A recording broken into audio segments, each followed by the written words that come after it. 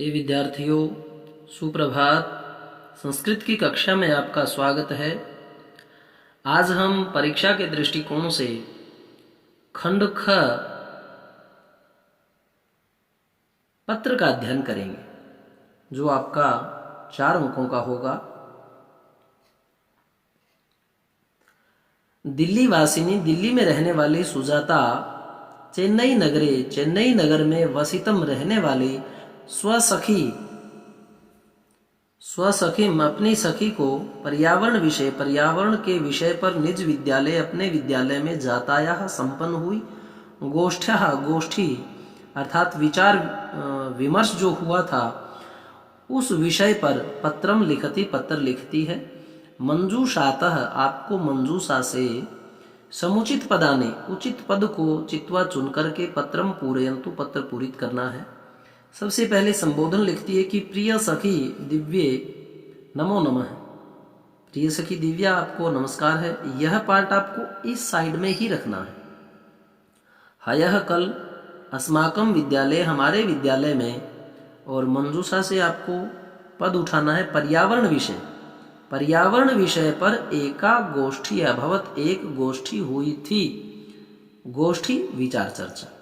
तत्र वहाँ महानगरेषु, महानगरों में वर्धमानम, बढ़ते हुए, प्रदूषण को दृष्टवा, देख करके, पर्यावरणस्य, पर्यावरण की रक्षणाय, रक्षा के उपायानाम, उपायों पर चर्चा अभवत, चर्चा हुई थी। विचार सारः, विचार का ये सार है। यत की, विचार का सार आसित, विचार का सार ये था जो वहां गोष्ठी हुई। यत की गृहात, घर से, बही बाहर, अवकरः, जो अपशिष्ट पदार्थ होते हैं, जो रॉ मटेरियल होता है, न क्षेपणीय, नहीं फेंकना चाहिए। लास्ट में कहती है पितरौ वंदनीयौ, माता पिता को नमस्कार। भवत्याः सखी, आपकी सखी सुजाता। अब ये सब कुछ आपको इसी साइड में लिखना है। और व्याकरण विषय में जो हम रूप करते हैं, आज करना है आपको ईकारांत स्त्रीलिंग। ईकारांत, जिसके अंत में ई हो, ऐसे स्त्रीलिंग, ऐसे स्त्री की पहचान वाले जो रूप हैं, वो आपको आज हम कराएंगे। आपको लिख के लाने हैं और याद करना है। नदी का रूप है नदी, नद्यौ नद्यः प्रथमा, नदीं नद्यौ नदीः द्वितीया, नद्या नदीभ्यां नदीभिः तृतीया, नद्यै नदीभ्यां नदीभ्यः चतुर्थी, नद्याः नदीभ्यां नदीभ्यः पंचमी, नद्याः नद्योः नदीनां षष्ठी, नद्यां नद्योः नदीषु सप्तमी, हे नदी, हे नद्यौ, हे नद्यः संबोधन।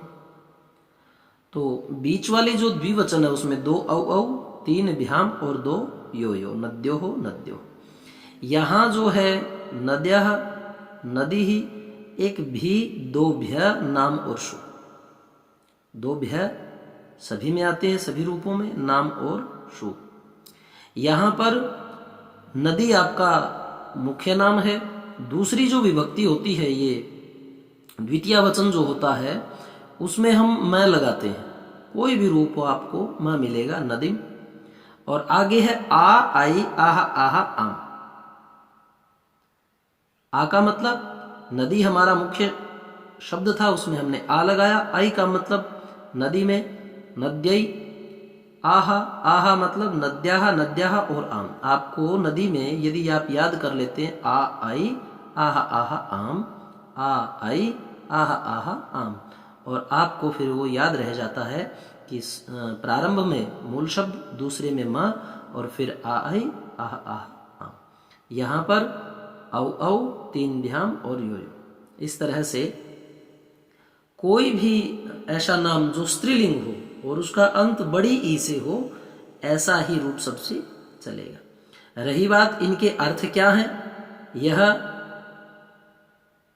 कर्ता ने, यानी नदी ने, 2 नदियों ने, बहुत सी नदियों ने, कर्ता ने कर्म को, नदीम नदी को, 2 नदियों को, बहुत सी नदियों को, कर्ता ने कर्म को कर्ण से, नद्या का मतलब हो गया नदी से।